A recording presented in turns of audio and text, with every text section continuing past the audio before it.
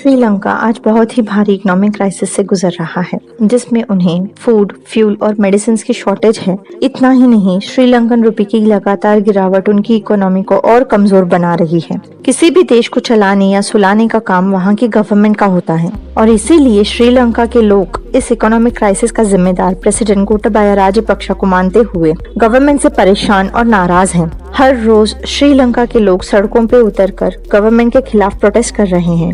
Thousands of Sri Lankans gathered in Colombo calling for the president's resignation. 9 April 2022 president Gotabaya को हमेशा याद रहेगा, क्योंकि उस दिन अब तक का सबसे बड़ा प्रोटेस्ट किया गया प्रेसिडेंट के ऑफिस के बाहर और बहुत बड़ी तादाद में लोगों ने हिस्सा लिया इस प्रोटेस्ट में। हर जगह आज श्रीलंका में सिर्फ यही नारे सुनने को मिल रहे हैं, गो होम गोटा।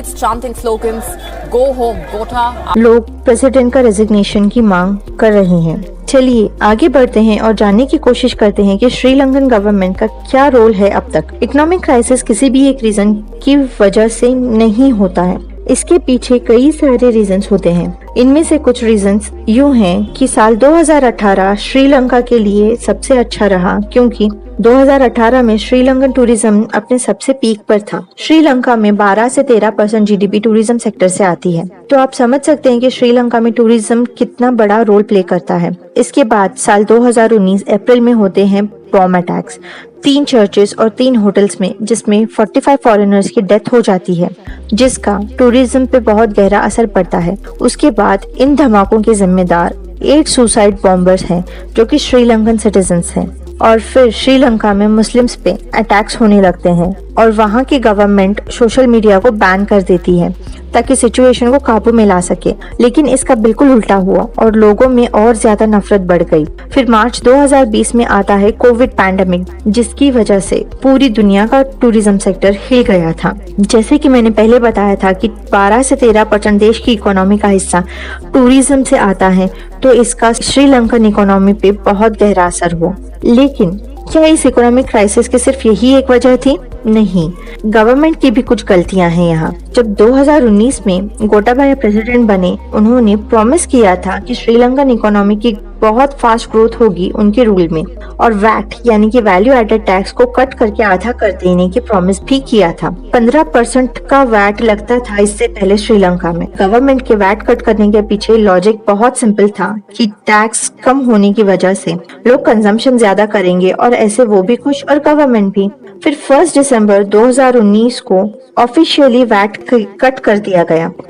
लेकिन दोस्तों, ये फैसला गवर्नमेंट का गलत साबित हुआ, क्योंकि मार्च 2020 में पैंडेमिक आ जाने की वजह से लॉकडाउन हो गया और जब लोग घरों से निकलेंगे ही नहीं तो शॉपिंग कहाँ से करेंगे। ऐसे गवर्नमेंट को बहुत सारा रेवेन्यू लॉस उठाना पड़ा। इसके एक और रीजन को समझेंगे हम, और वो है ऑर्गेनिक फार्मिंग। गोटाबाया ने अपने इलेक्शन कैंपेन्स में प्रॉमिस किया था कि श्रीलंका के एग्रीकल्चर सेक्टर को पूरी तरह से ऑर्गेनिक फार्मिंग में बदल देंगे, और इसी वजह से गोटाबाया ने एक दिन अचानक ही सिंथेटिक फर्टिलाइजर्स और पेस्टिसाइड्स पे बैन लगा दिया पूरी कंट्री में, क्योंकि फर्टिलाइजर्स और पेस्टिसाइड्स इंपोर्ट किए जाते थे। तो गवर्नमेंट ने सोचा कि कुछ पैसे बचा लेंगे ऐसे, लेकिन ये फिर से उल्टा डिसीजन हो गया। इससे गवर्नमेंट को वो चीज भी इंपोर्ट करनी पड़ी जो कि उनका होम प्रोडक्शन था, यानी कि राइस और टी। ये 2 मेजर क्रॉप्स श्रीलंका दुनिया में एक्सपोर्ट करती थी, लेकिन ऑर्गेनिक फार्मिंग के चक्कर में श्रीलंका को राइस भी इंपोर्ट करना पड़ा, क्योंकि ऑर्गेनिक फार्मिंग से प्रोडक्शन थोड़ी कम हो जाती है शॉर्ट टर्म में। इसके अलावा आते हैं फूड माफिया, जो कि फूड को होल्ड करके रखते हैं और फिर हाई प्राइसेस में बेच देते हैं।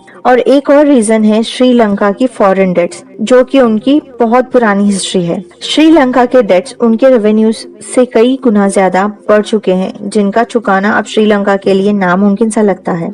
श्रीलंका को इंडिया से लगातार मदद दी जा रही है। 17 मार्च 2020 को श्रीलंका के फाइनेंस मिनिस्टर ने न्यू दिल्ली के साथ $1 बिलियन के क्रेडिट लाइन साइन किया था। इसके अलावा इंडिया के साथ फ्यूल परचेजेस और फूड एसेंशियल्स और मेडिसिन के लिए और भी क्रेडिट लाइंस साइन किए जा रहे हैं। $400 मिलियन का करेंसी स्वैप भी किया था इंडिया ने। ऐसे भयानक food shortage, power cuts, basic essential shortage, fuel shortage की हालत में श्रीलंकन लोग देश से भागने की सोच रहे हैं और इंडिया के तमिलनाडु स्टेट में पनाह लेने की सोच रहे हैं। कुछ रेफ्यूजीज तमिलनाडु बॉर्डर्स पर पकड़े भी जा चुके हैं। इसको देखते हुए तमिलनाडु के सीएम एम.के. स्टालिन ने प्राइम मिनिस्टर नरेंद्र मोदी से बात की और परमिशन मांगी कि जो श्रीलंकन तमिल्स रेफ्यूजीज बनकर आएंगे उन्हें ह्यूमैनिटेरियन एड प्रोवाइड किया जाए। इतनी भयानक इकोनॉमिक क्राइसिस को पॉलिटिकल क्राइसिस का हाथ पकड़ने में देर नहीं लगी। एक तरफ जहां लोग प्रोटेस्ट कर रहे हैं और प्रेसिडेंट गोटाबाया राजपक्षा और महिंदा राजपक्षा, जो कि उनके भाई और श्रीलंका के प्राइम मिनिस्टर हैं, उनका रेजिग्नेशन डिमांड कर रहे हैं, तो दूसरी तरफ उनकी पार्लियामेंट के सभी वन मिनिस्टर्स ने रिजाइन कर दिया है।